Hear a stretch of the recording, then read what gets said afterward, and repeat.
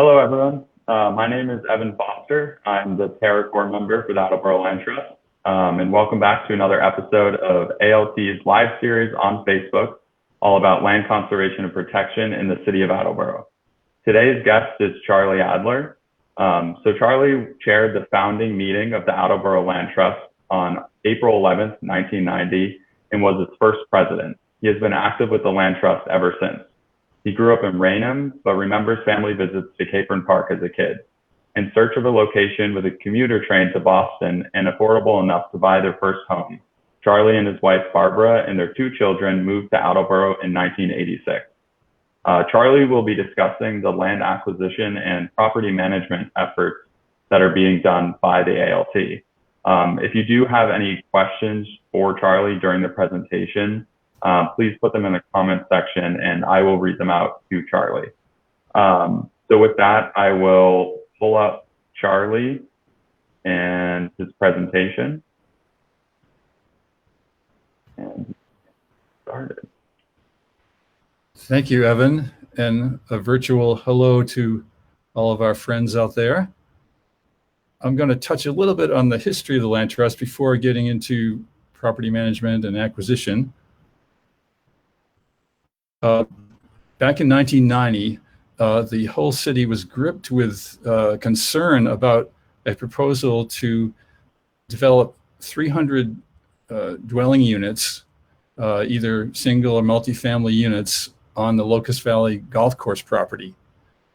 And so this is such a cherished part of the city that people were really mobilized. Here's a group of people walking the property and looking at these development plans that were proposed. You can see the obvious concern on everyone's faces.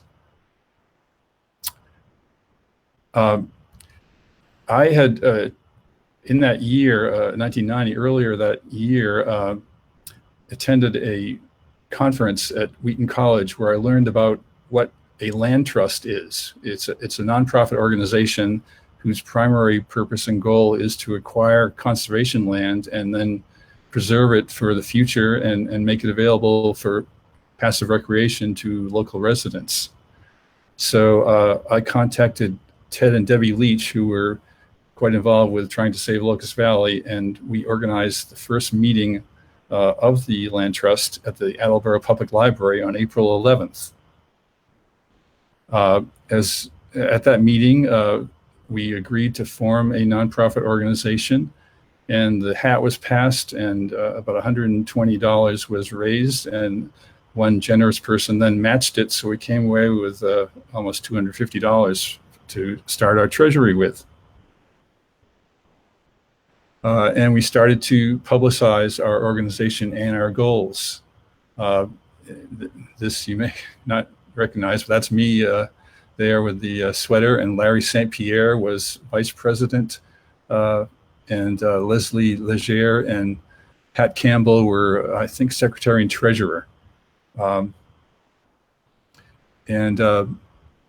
Larry unfortunately passed away some years ago. Of the people who were the original founders, Ted and Debbie Leach are still active, and I think the three of us are the only ones who still are active of the original founding group.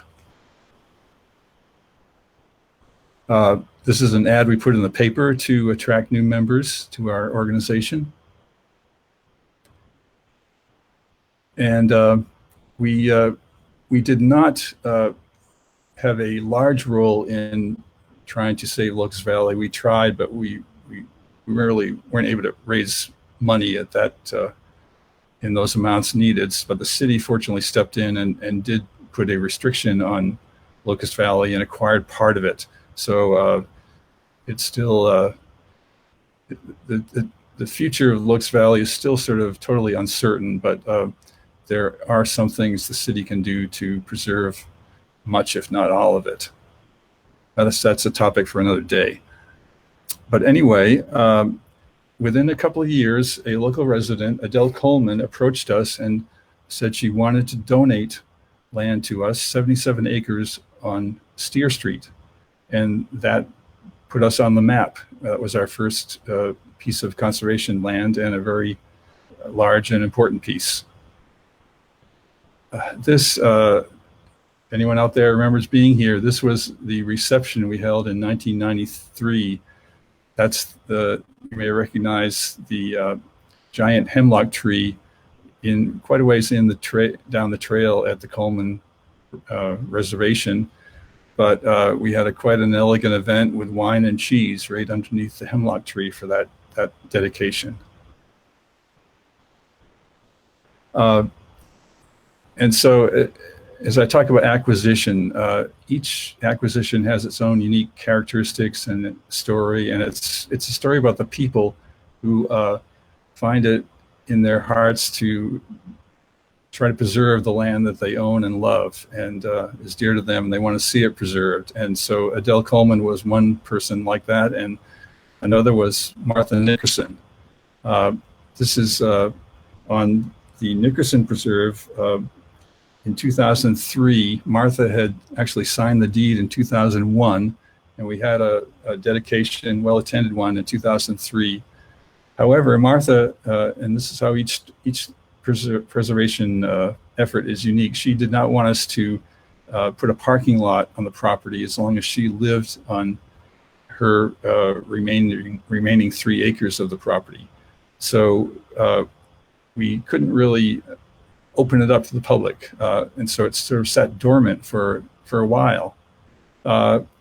After about, I think it was nearly 10 years after she had donated it, we went back to her and said, we really would like to open it up. So could we go ahead with putting in a parking lot, and then we can start to develop trails as well? And she said, okay. Sadly, she did not live to see the final fruition of her gift, the opening of the trails. She passed away in 2011, and the extensive trail network and boardwalk network did finally open in 2013. Charlie Denham was another significant donor. He had some land in South Attleboro that he had worked very hard to clear the title on. There was some question as to who was the rightful owner, but he did do that, and he did not quite live to see the gift of his land to us, but it did happen finally. Shortly after he passed away, he lived to age 100. But we can't open that property yet, actually, because it is landlocked. But we have a really good opportunity, it looks like, to finally open it in the next year or so with access that we are hoping to get from the street to this property. This is the Barrows house on the Richardson Preserve. This is a story of 10 years of talking to the owners of this land, the Richardson Preserve, brothers Tom and Steve Richardson, and gradually developing a plan to preserve it. You can see the Barrows house was quite overgrown when we first stepped onto the property in 2010. Here are see, that's Ted Leach and Don Ouellette on the right, talking with Charlie Wyman and Tara Henrichon from Mass Audubon.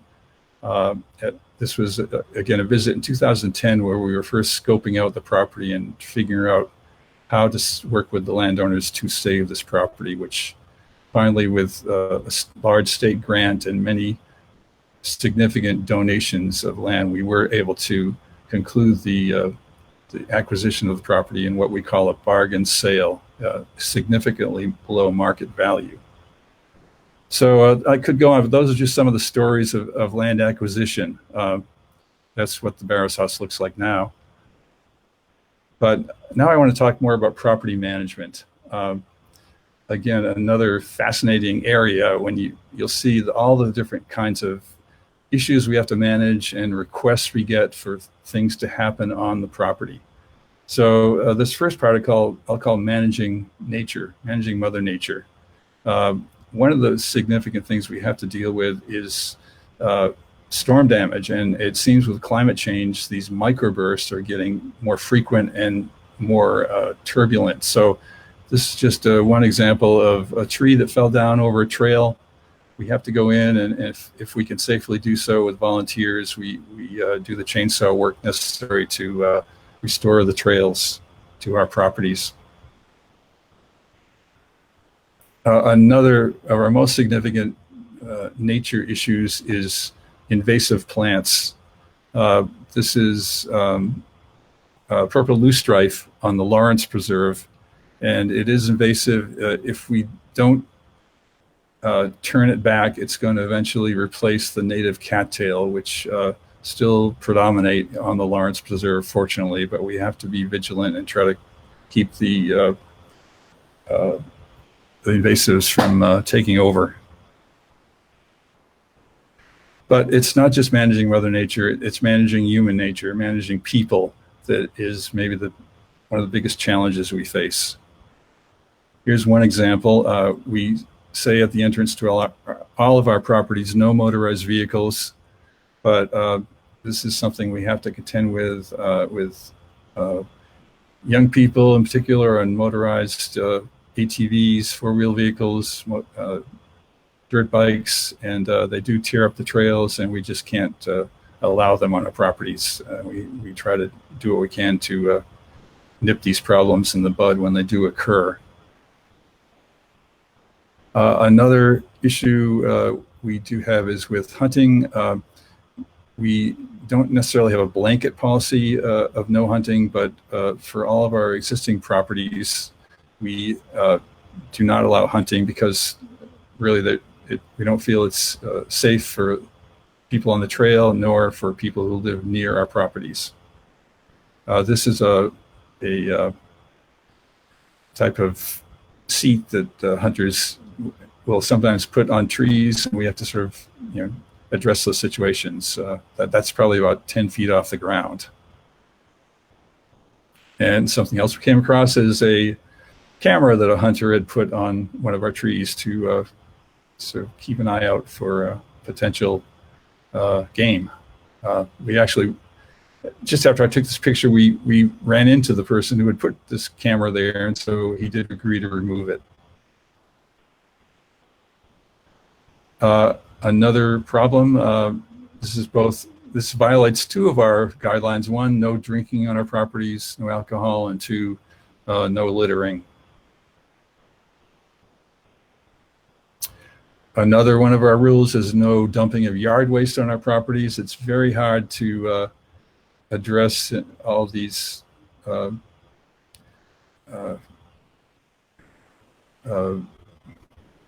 what do I want to say, encroachments, because our properties back up to so many private residences, and every single resident seems to think they have the right to go beyond their boundary lines and dump their yard waste, lawn clippings, etc., on our properties. So maybe there's more we can do publicly to sort of bring this to the attention of the public, but it's certainly an ongoing issue that is sort of very sort of gets me upset when I see this happening. This is right near a very significant outcropping of rock near what we call Big Rock on the Leech Sanctuary. Another thing we don't allow is cutting of vegetation or harming of vegetation without permission.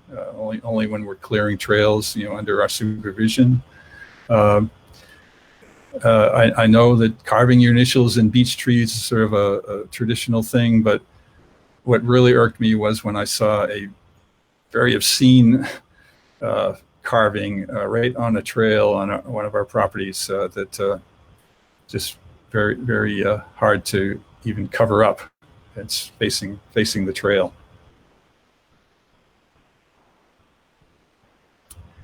We also don't allow camping or building of fires unless you have a permit. So there is a way for a scout organization to explore the possibility of camping on our property, but certainly not without a permit. So we have been maybe a little less strict about kids building structures, lean-tos and things on our properties during COVID, because we knew that a lot of kids were home, and not having much to do. So, but we definitely don't allow fire building. This may have been this is actually from another site where there was another camp that may have been a homeless camp. Perhaps someone trying to sort of, find a better life, but left some litter behind. Here's another example of a fire that was built right under the giant hemlock tree at the Coleman property. So our site steward alerted us to this, and we put a sign up just to try to nip that problem in the bud.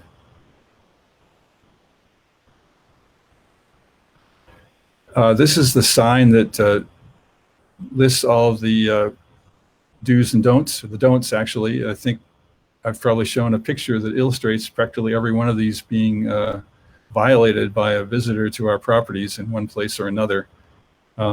Again, if someone wants to have a group activity, they can apply to us for that. Whether, no matter what it is, we will consider it if a group applies. This particular sign, you can see it's got some extra nails or screws holding it, because I had put one up a week earlier and it had been torn down, I think, by a dirt bike rider. So when I went back to replace it, I tried to make sure putting it high enough and secure enough that it could not be easily torn down. And I haven't even exhausted yet all the management issues that we have, and that one that's not addressed on that sign is dogs. So we do have a policy that dogs have to be on leashes. We've only really had to post signs on 2 of our properties about this, the Richardson Preserve and the Nickerson Preserve, where we get the most dog use. So we expect people to keep their dogs on a leash. This picture was posted by someone on the internet who apparently was flouting our regulation, and thought they'd post a picture of their dog without a leash. That's at the Nickerson Preserve.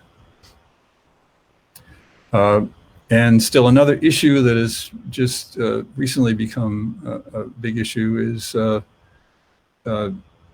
people either allowing their dogs to poop on the footpaths or bagging it, but then leaving it for us to dispose of. So we don't want to, commit our volunteers to cleaning up after the dog owners out there. So we really expect the dog owners to, follow these rules here. There's a little debate in the Land Trust as to whether we should totally require plastic bags. For the moment, we're saying just either bag it or leave it off the trail, but definitely don't leave it on our trails.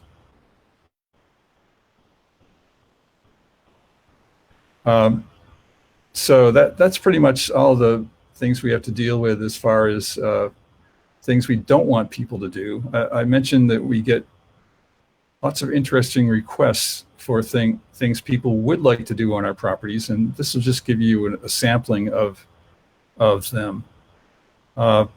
This is a scientific study that has been done every year on the Larson woodland with some scientists who they harmlessly stun the fish in 10 Mile River just below the dam at Larson Woodland.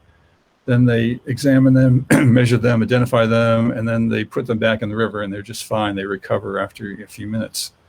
So this was organized by the 10 Mile River Watershed Council in East Providence and conducted on our property.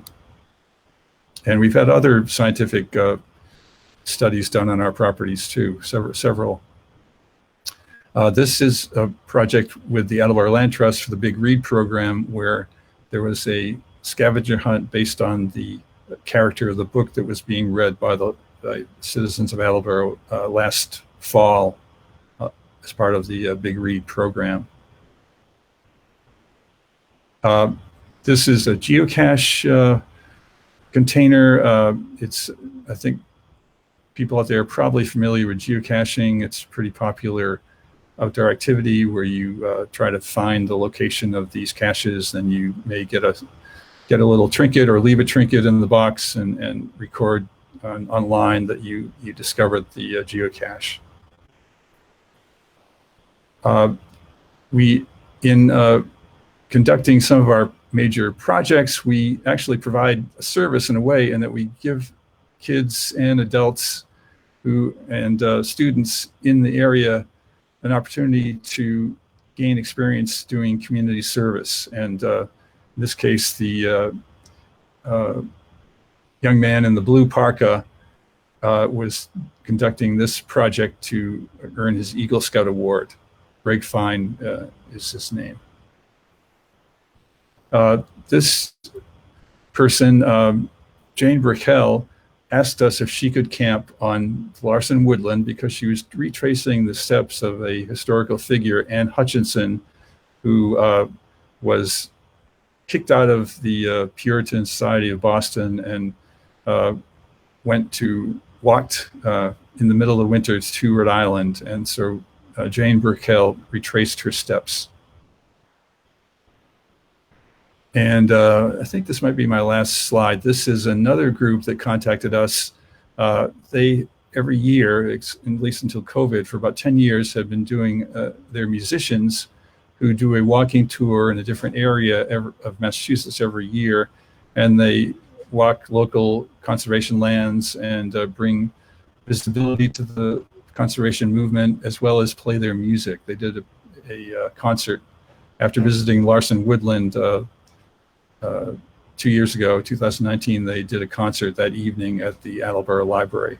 So that was a sort of very unique way of celebrating our conservation efforts here in Attleboro. One more, this memorial to our former president, Don Lestage, actually is at Attleboro Springs. No, actually, it's at Oak Knoll. No, it is Attleboro Springs. I'm sorry. This memorial to Don is an example of something that we anticipate getting other requests for, and we are actually going to see a memorial bench in memory of our recently deceased former board member, Don Ouellette. This will be at the Richardson Preserve, which was one that he felt very strongly attached to and was instrumental in helping to preserve.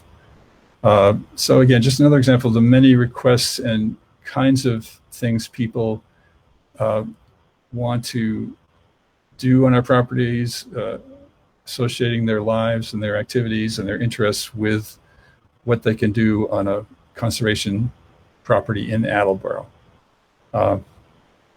So that sort of runs the gamut of I think some of the significant things we do in the land trust to both acquire and preserve and protect conservation land.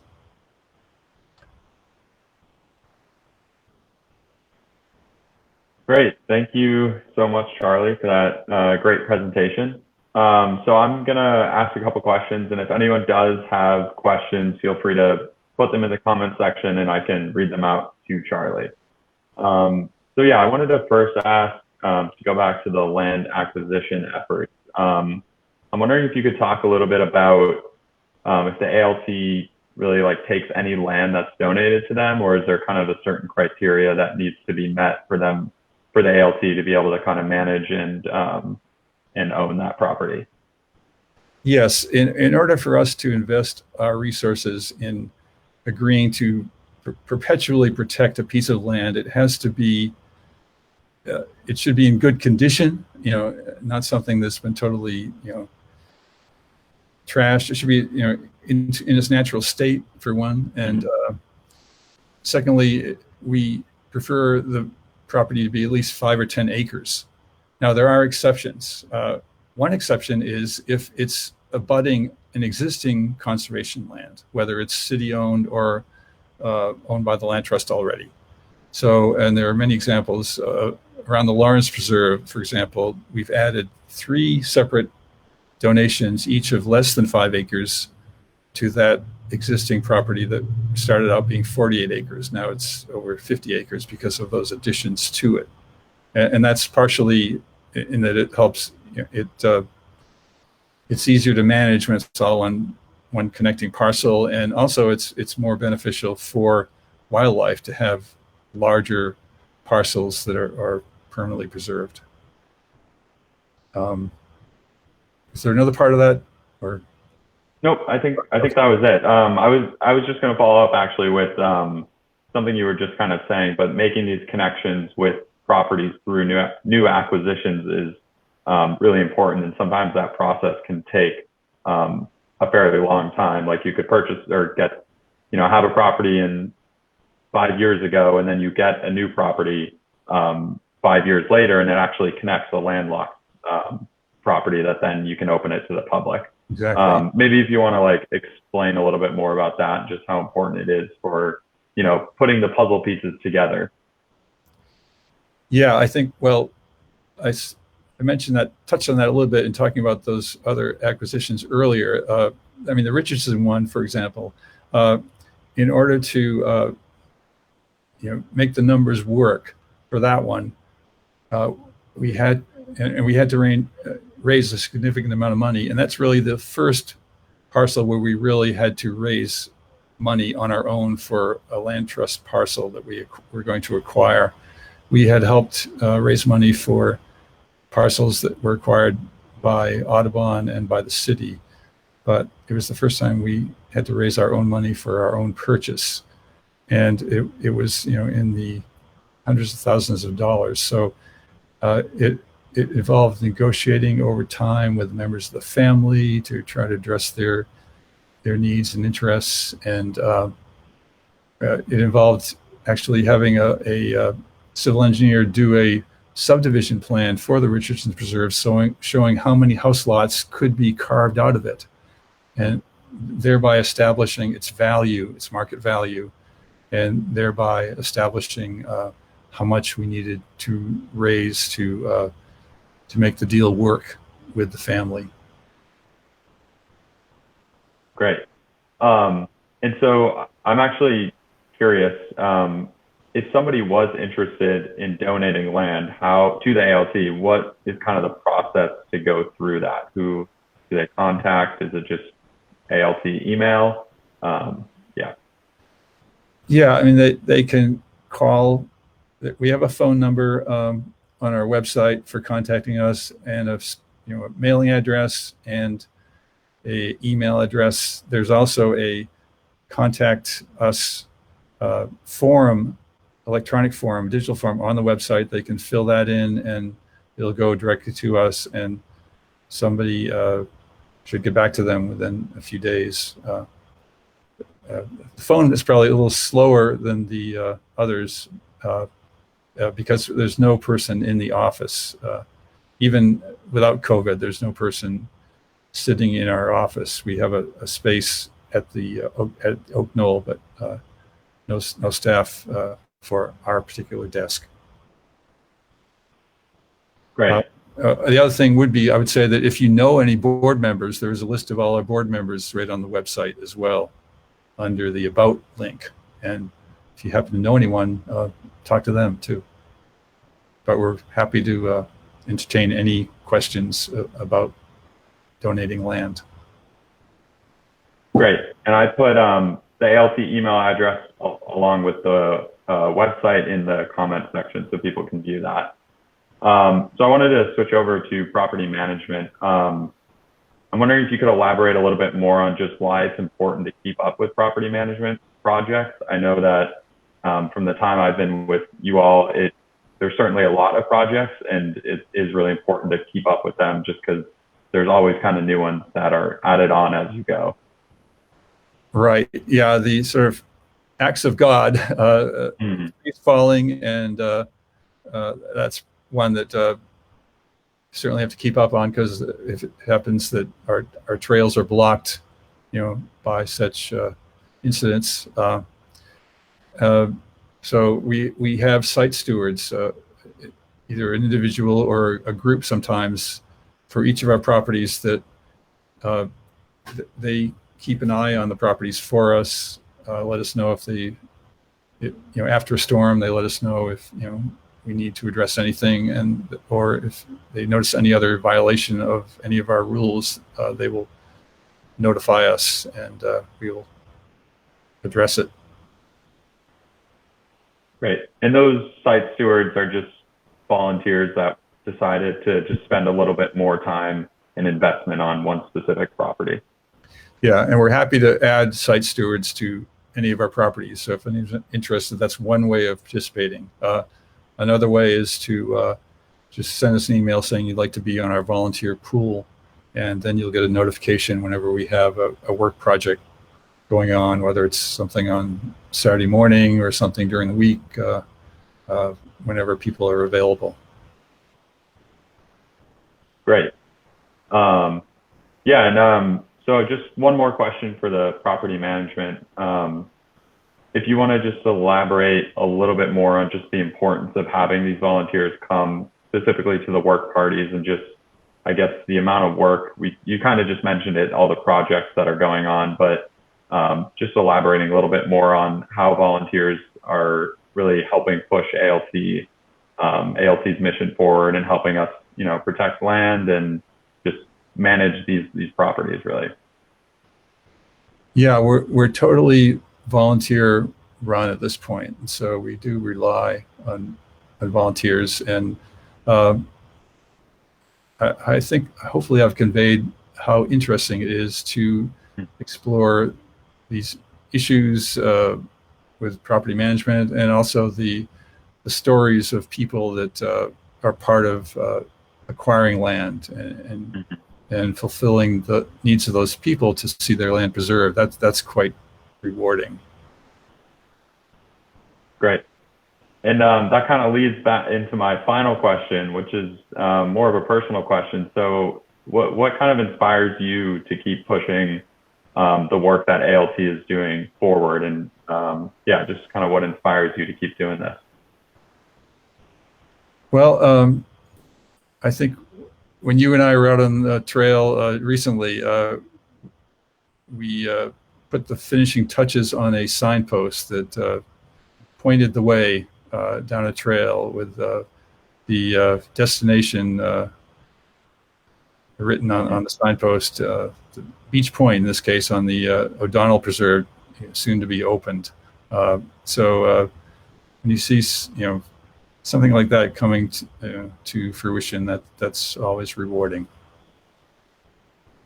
Awesome. It was definitely very satisfying to get those signs up and see all the hard work kind of coming to reality. So definitely great.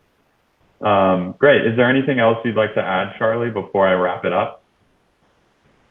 I don't think so. This has been a unique experience. I've never done anything quite like this before, so I hope people have found this interesting. And if you're not already in touch with us, I hope you will get in touch. Great. Well, thank you so much to Charlie for that great presentation. I do want to just mention a few things before we end this. So the first one is that we had a work party scheduled for tomorrow, but it has been canceled due to rainy weather. So please do not show up in the torrential